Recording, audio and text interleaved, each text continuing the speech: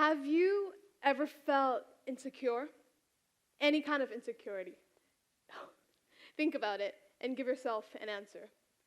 I guess that more than half of the people in this room answered yes. Now, have you felt insecure about the way you looked? Think about it again. I would guess that the number of people that said yes has decreased to half. Last question. Have you felt insecure about your skin? Now, to guess again, I would guess that the number has decreased to less than half of the people in this room. Fun fact, I answered yes to all three questions. In my freshman year of high school, I had what you would call clear skin. Yes, you can cringe at these photos. My skin's complexion was smooth, and I never found myself stressed out about it. I could go about my day not worried about how bad my skin looked or how oily it felt. But things started to change in sophomore year. I started breaking out rapidly. And each day became a constant struggle with beauty, self-confidence, and self-worth. Call me vain, but this issue was much deeper than having acne alone. This is what my skin journey of 2 years roughly looked like. 1 year. I felt that because of my, 1 year. I felt that because of my acne, I was ugly and that I was degraded as a whole. I hated my skin. I had so many questions. It was hard to accept the fact that while I was struggling with bad acne, I had friends with clear, glowing skin. I was also so self-conscious about my acne that I didn't want to leave the house at times simply because I just didn't want to see people. I didn't want to deal with their remarks, their comments, their questions.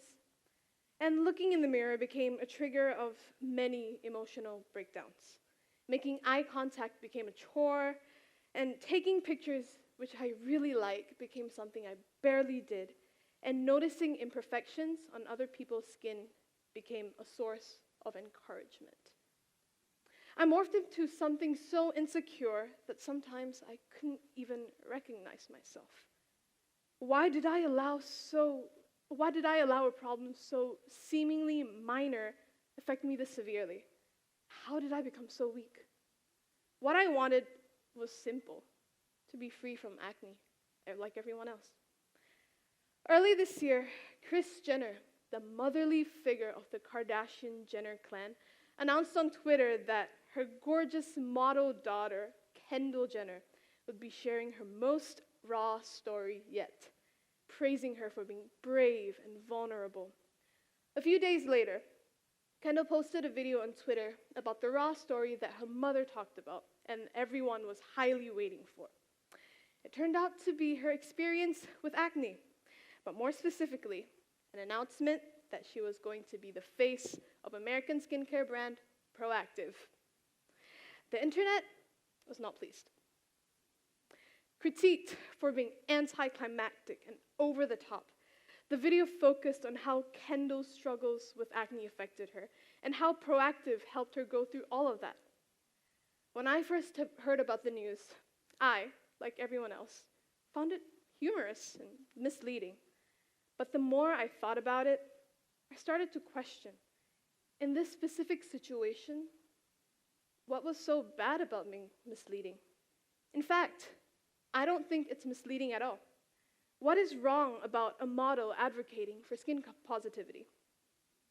Regardless if things were part of a publicity stunt or if it was Proactive's way of attracting the public, this is actually a good thing.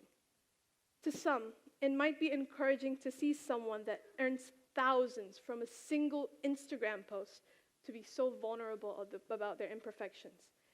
It ensures the general public that, like them, they're human. Societally, acne is usually regarded as something that isn't really taken too seriously, for it's not permanent and can be cured eventually. We say things like, oh, it'll pass one day, or, oh, it's only a short period of your life. But are we aware of the emotional setbacks that acne can cause in this so-called short period of our lives? Are we aware that it is an easily overlooked problem, although more than 90% of the people in this population suffer from it at least once in their lifetime? According to a study done in the University of Otago in New Zealand, 28.4 study participants with acne reported having anxiety, compared to 19.2% that did not. In a different study conducted by Brown University, 18% of acne victims reported having depression, 44% reported having anxiety, and 6% reported battling suicidal thoughts. If you think acne is a small problem, I beg you to think again. Acne proves to be a worse problem, however, for teenagers and adolescents like me. Teenage years are years for growth, self-discovery, love relationships, and unfortunately, they're most prone to acne. In short, it's the worst time to have acne. The sad reality, though, of how acne can affect an individual does not stop there. According to research done by the Indian Journal of Dermatology, 69% of acne victims that participated complained that acne interfered with daily tasks. How, you might wonder? As someone with acne, I inferred that it is not so much that acne acts like a literal obstruction while you're doing tasks. It's more of the constant reminder that is always clinging to your mind that you have noticeable blemishes on your face. This inhibits the quality of their work and motivation level. The same study also found that 68% of them felt like socializing was difficult, mostly because of the fear of judgment. Let's take me, for example. Whenever I went to family gatherings, I could never greet my relatives without avoiding eye contact. I'd always feel humiliated, and I always pretended that I was unaware as they scrutinized my skin condition from across the dinner table. Although they were coming from a place of care and genuine curiosity, all I could afford to do was smile and remain respectful. I'm Asian. I'm supposed to do that. What happened to your face, Aga? Have you tried using Korean beauty products or not? Yeah. The Innisfree just opened at Gurney Plaza. Very good. My granddaughter tried. She's free from acne. You should try also. What about Chinese medication? Birdnest? Birdnest very good for your skin. Try not to eat spicy foods, Aga. I know you really like, but it's so bad for your skin. Look at you. A young girl like you should learn how to take care of your skin. You don't want to be less pretty. Less pretty. Let that sink in for a moment.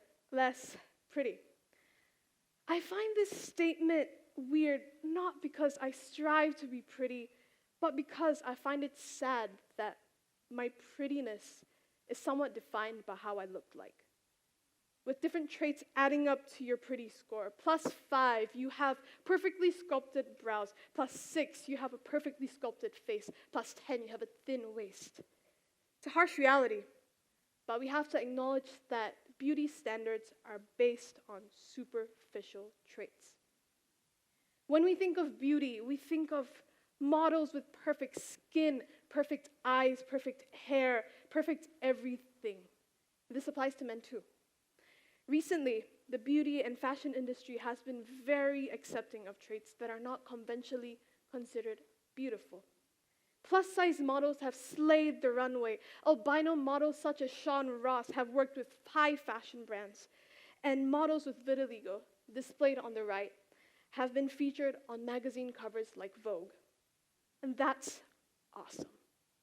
But still, never have I seen a model with acne just posted on a magazine cover, fully embracing her imperfections. In 2018, Khadija Khan, a beauty blogger who was promised a deal with L'Oreal, was later dropped from it because of skin issues. Imagine how disheartened you would feel if a top brand noticed and reached out to you, only to inform you that you're not pretty enough. Now, I'm not here to make you feel bad for us acne victims, nor am I here to make it seem like acne is a huge problem that is bigger than many other problems in life. I'm here to potentially change your idea of acne, step by step, than changing the conversation about it to something more positive. According to Merriam-Webster, to normalize means to conform or reduce to a norm or a standard. I believe that our society should seek to normalize acne, then acne should be seen as a norm. Think of it as hair color. Everyone is born with a different hair color, and there isn't one that is solidly defined as an ideal. Okay, bad analogy, but you get what I mean. In a perfect world, skin would be viewed as the same way as hair is viewed. Different, but normal. So what can you do to progress in this skin positive movement? First, empathize. Understand that it might be an insecurity that interferes with their well-being. Just imagine what it would be like to have stubborn, noticeable spots on your face. Also, please don't point it out. Chances are they are aware that they have a bad skin condition and that they are already seeking ways to help it. Second, be educated. You don't need to know a whole lot about how acne forms, but it would help if you knew why. No, I can assure you it's not because we eat chocolate or eat oily foods all the time. It's not because we don't sleep. It's not because we don't wash our face regularly. In fact, we do all of these things. Being genetically predisposed to acne, we won the opposite of the genetic lottery. Yay us. Though it has been scientifically proven that unhealthy lifestyle habits, such as a bad diet, poor hygiene, sleep deprivation, and stress can cause acne, they're not the reason why someone has a full face of it. Even if you eliminate everything negative from our lives, acne will still be prevalent. I said it once, and I'll say it again. We do not choose acne, and knowing that will go a long way. But in the journey of acne normalization, victims must also do their part. They have to love themselves. They have to accept that acne is a part of them. They have to understand that their worth is not defined by how clear their skin is or how much oil that their glands produce. By simply accepting that you have flaws and that everyone has flaws, stress levels can already decrease significantly. Our emotional response to acne is based on our mindset, and our mindset is something that we can control. To all acne victims out there, don't let it ruin your life. However, accepting certainly does not mean giving up. Victims should still seek for treatments, tweak their lifestyles, and do anything necessary to improve their skin if that is what they desire. With efforts from both sides and with little time, I'm sure that society will one day come to a point where acne isn't associated with such a negative light. This was one of the first selfies I took fully accepting of my acne. At that moment, as I was waiting for my parents in the car as they got their food, I took advantage of the great lighting and told myself, screw it. Suddenly, it made sense. Tonight, I could have easily chosen to put on makeup or put on foundation or concealer, layers of it, but I chose not to because I realized that there's no point in hiding something that made me, me. It sounds conceited that I found confidence in such a self-assuring act like taking a selfie, but through that, I realized that my worth didn't come from how my skin looked like, rather who I was as a person. Don't get me wrong, I'm not saying that confidence is this abstract concept that you just get like that, but because it's not. It's hard waking up in the morning telling yourself that you're beautiful. It's hard to fully embrace your flaws and imperfections and everything in between. I'm still on this journey myself. Frankly, I'm really grateful that I had acne, or have acne.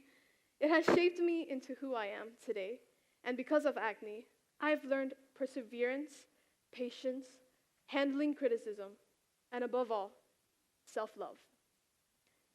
Perfection is it's unattainable. It's not even real.